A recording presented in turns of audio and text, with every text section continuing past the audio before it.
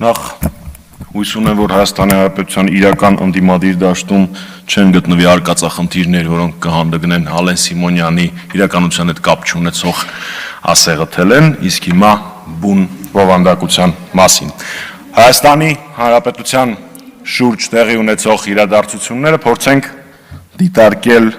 հայտնի քաղաքագետ Ռոբերտ Փաթնամի տեսություններից մեկի համատեքստում։ Ինչի մասին է տեսությունը։ Տեսությունը կոչվում է երկմակարդակ խաղերի տեսություն,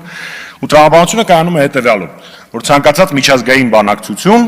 դա շախմատային խաղ է երկու տախտակի վրա։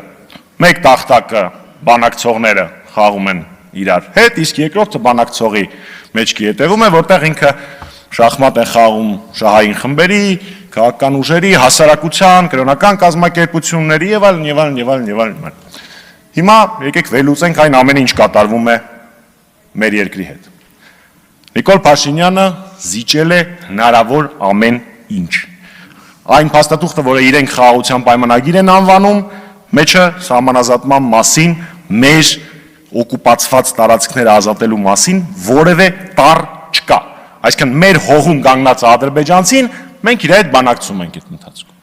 Մեր տղաները գերի են Բաքվում, մենք բանակցում ենք ու նույնիսկ բանակցությունների ընթացքում դրա մասին նշույլ էլ չենք անում, չնայած ինչպես Միրզոյան Արարատը վերջերս խոստովանեց, փորձել են, չի ստացվել։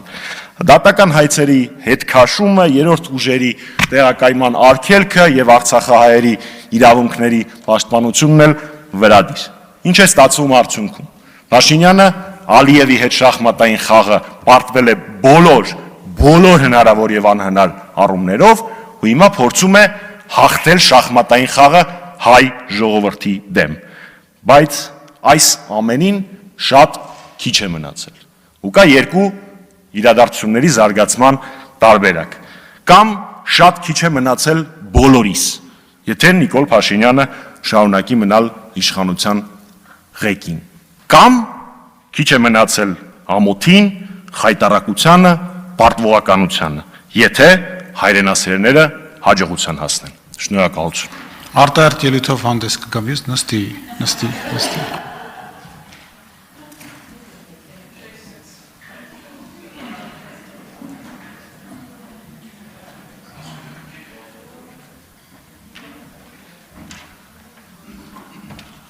Ես սկզբին չանդրադառնամ հուսամ իրական ընդդիմադիրներից